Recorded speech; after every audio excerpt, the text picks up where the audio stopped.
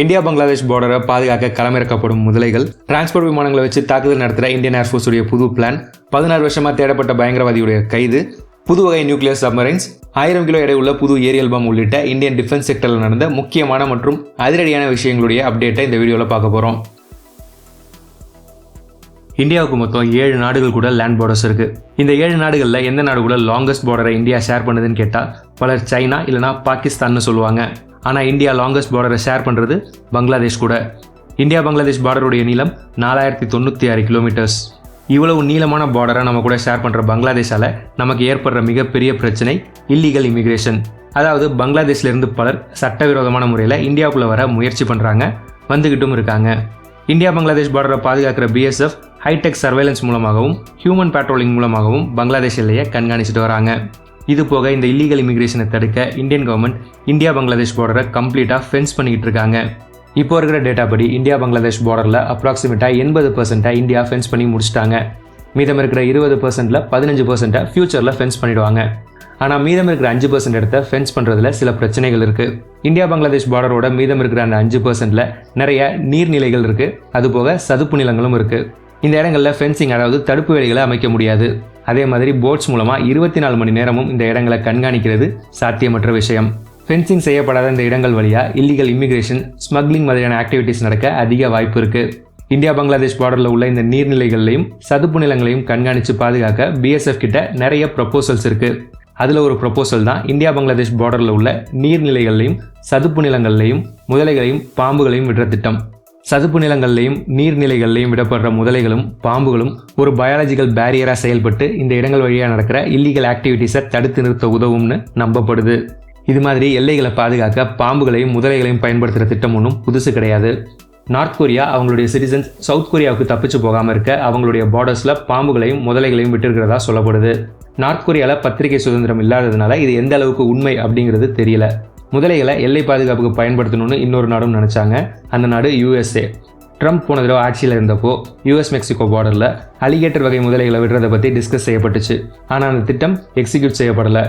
இந்த நிலைமையில் இப்போ இந்தியா பங்களாதேஷ் பார்டரில் முதலைகளையும் பாம்புகளையும் விடுறதை பற்றி பரிசீலிக்க ஆரம்பிச்சிருக்காங்க இந்தியா.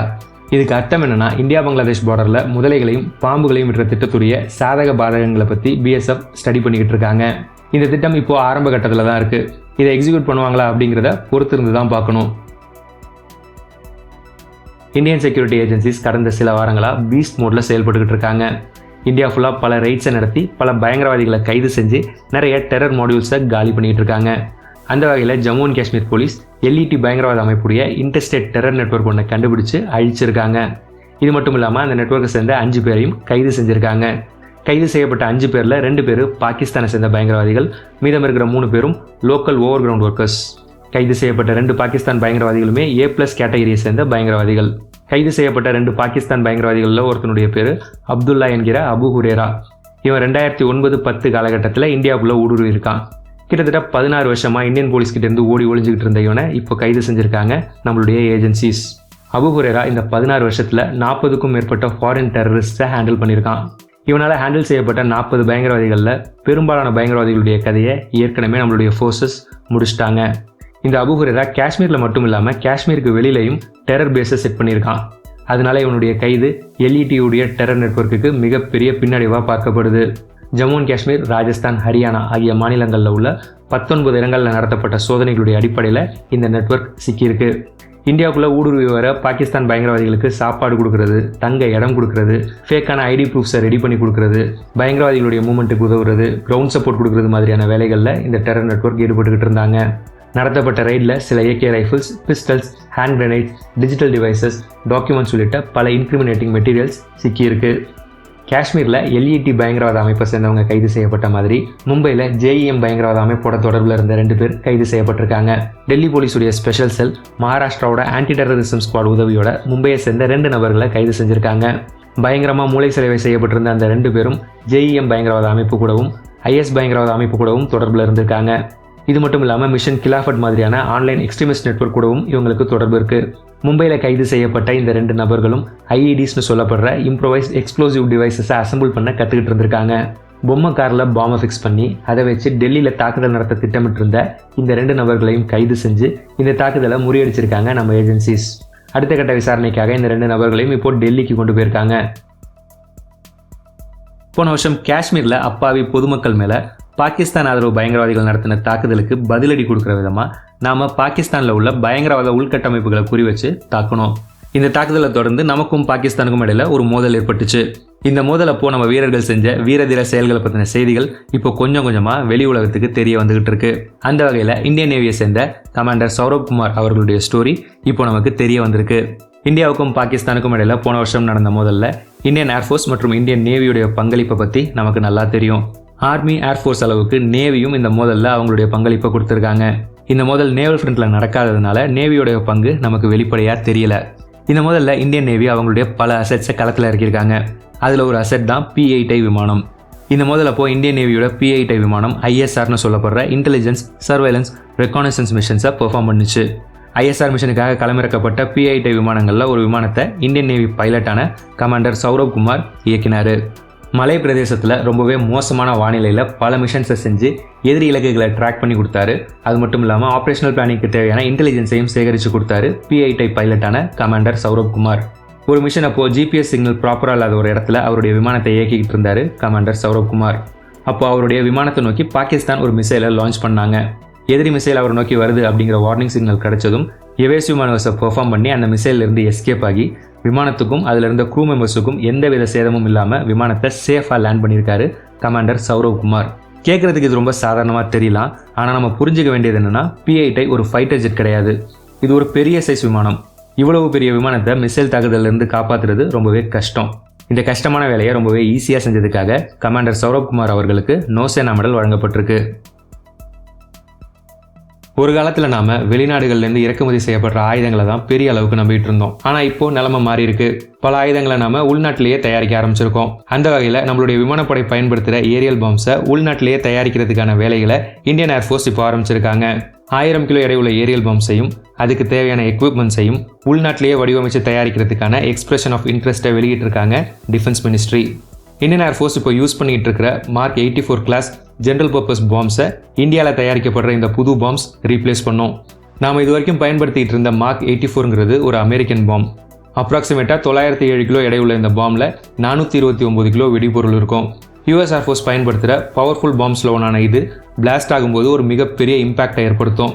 உலகத்தோட பாப்புலர் பாம்ஸில் ஒன்றான Mark 84 தான் இந்தியன் ஏர்ஃபோர்ஸ் பல வருஷமாக யூஸ் பண்ணிகிட்டு இருக்காங்க. இந்த பாம்பில் எந்த பிரச்சனையும் கிடையாது. ஆனால் இதை நாம் இறக்குமதி பண்ணுறோம். போர்க்காலத்தில் எந்த நாட்டையும் நம்பி இருக்கக்கூடாது அப்படிங்கிற பாடத்தை நம்ம கார்கில் போகிறப்பவே கற்றுக்கிட்டோம். அதனால Mark 84 பாம்புடைய கிளாஸில் உள்ள 1000 கிலோ எடை கொண்ட பாம்ஸை உள்நாட்டிலேயே தயாரிக்க போகிறோம். நாம் தயாரிக்க போகிற 1000 கிலோ பாம் ப்ராஜெக்ட் 2 பேஸில் நடக்க போகுது. முதல் பேஸில் 6 ப்ரோட்டோடைப்ஸை உருவாக்கி அதில் ட்ரையல்ஸ் டெஸ்டிங்கை எல்லாம் செய்வாங்க. ஃபர்ஸ்ட் ஃபேஸ் சக்ஸஸ்ஃபுல்லாக கம்ப்ளீட் ஆனதுக்கப்புறம் செகண்ட் ஃபேஸில் அதிக எண்ணிக்கையில் இந்த பாம்ஸ் தயாரிக்கப்பட்டு அதை இந்தியன் ஏர்ஃபோர்ஸுக்காக கொள்முதல் செய்வாங்க. இப்போ இருக்கிற இன்ஃபர்மேஷன் படி முதல் ஆர்டரில் 600 பாம்ஸை வாங்குற திட்டம் இந்தியன் ஏர்ஃபோர்ஸுக்கு இருக்குது. நம்மளுடைய ஏர்ஃபோர்ஸில் உள்நாட்டிலே தயாரிக்கப்பட்ட விமானங்கள், பிரெஞ்சு விமானங்கள், ரஷ்ய விமானங்கள்னு பலவிதமான போர் விமானங்கள் இருக்குது.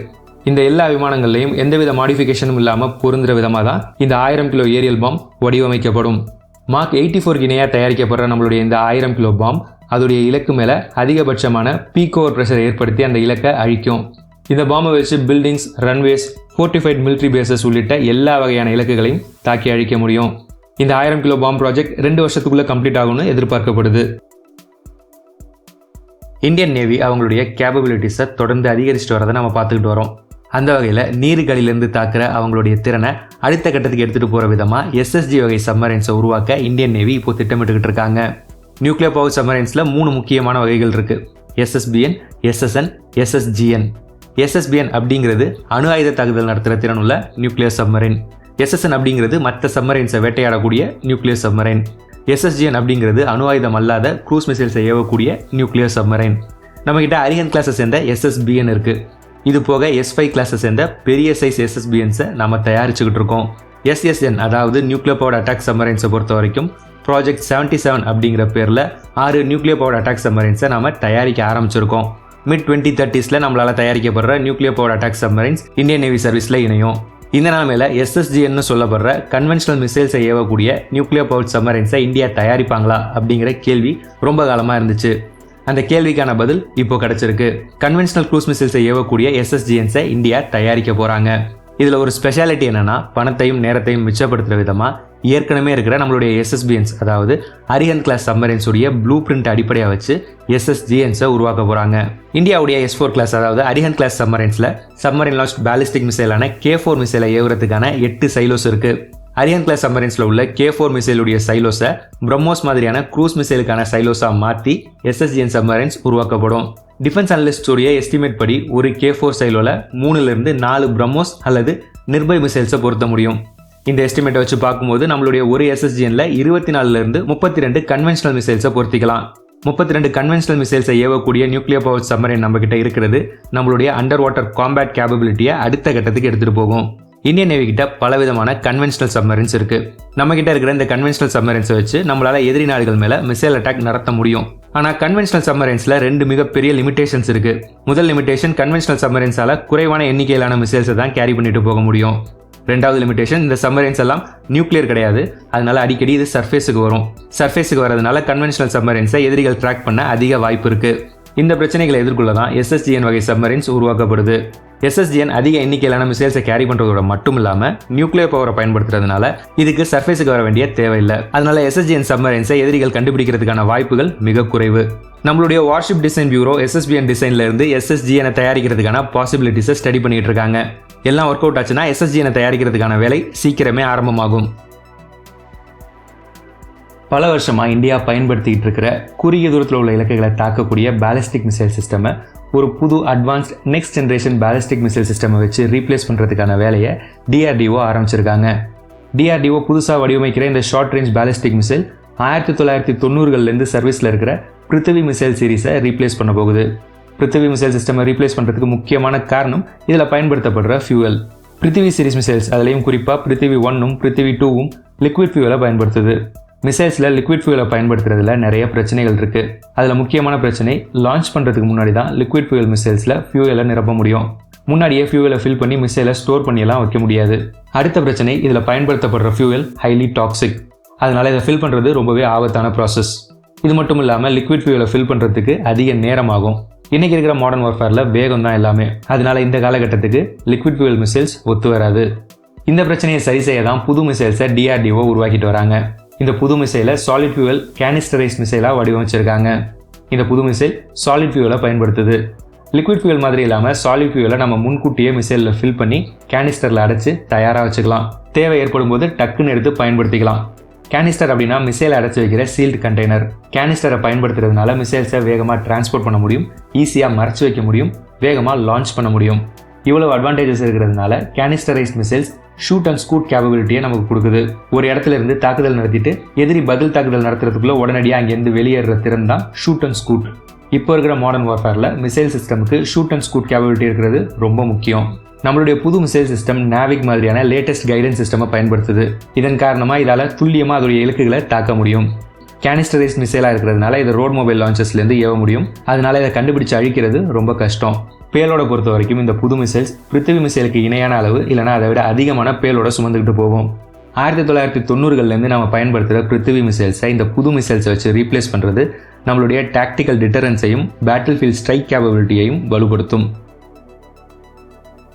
வீரர்களை ஒரு இடத்துலேருந்து இன்னொரு இடத்துக்கு வேகமாக கூட்டிகிட்டு போக உதவுற டிரான்ஸ்போர்ட் விமானங்களை துல்லிய தாக்குதல் நடத்தக்கூடிய விமானங்களாக மாற்றுறதுக்கான வேலையை இந்தியன் ஏர்ஃபோர்ஸ் ஆரம்பிச்சிருக்காங்க. ஏர் ட்ராப் கேனிஸ்டரைஸ்ட் ஸ்வாம் அப்படிங்கிற இனோவேட்டிவ் சிஸ்டம் மூலமாக டிரான்ஸ்போர்ட் விமானங்களுக்கு காம்பேட் கேப்பபிலிட்டிஸை கொடுக்க போகிறாங்க Indian air force. C-17 குளோப்மாஸ்டர் 3, C-130J super Hercules, C-295 உள்ளிட்ட பலவிதமான டிரான்ஸ்போர்ட் விமானங்களை இந்தியன் ஏர்ஃபோர்ஸ் பயன்படுத்துகிறாங்க. இந்த விமானங்களில் ஏர் ட்ராப் கேனிஸ்டரைஸ்ட் ஸ்வாம் சிஸ்டமை பொறுத்துறதன் மூலமாக சேஃபான டிஸ்டன்ஸில் இருந்தபடி தொலை தூரத்தில் உள்ள இலக்குகள் மேலே துல்லிய தாக்குதல் நடத்துகிற திறன் இந்த டிரான்ஸ்போர்ட் விமானங்களுக்கு கிடைக்கும். பெல்லடைஸ்ட் டிப்ளாய்மெண்ட் ஸ்ட்ராட்டஜியான ஏர் ட்ராப் கேனிஸ்டரைஸ்ட் ஸ்வாம் சிஸ்டமில் ஒரு கேனிஸ்டரில் சில மியூனிஷன்ஸ் அதாவது ட்ரோன்ஸை அடைச்சி வச்சுருப்பாங்க. அந்த கேனிஸ்டர்ஸை டிரான்ஸ்போர்ட் விமானத்தில் பொருத்திடுவாங்க.